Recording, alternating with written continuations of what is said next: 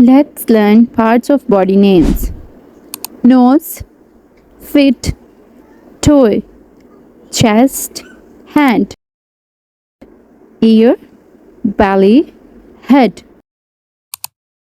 eyes, lips, hip, leg, neck, hand, elbow, and back, shoulder, joints, knee, muscles, spinal cord, arm, teeth, skin, heart, throat, tongue, and bladder, bones, brain, intestines, and kidney.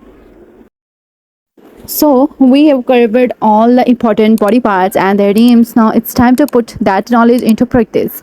So, let's see how well you have been paying attention. I will show you a few pictures and I want you to fill in the names of the body parts.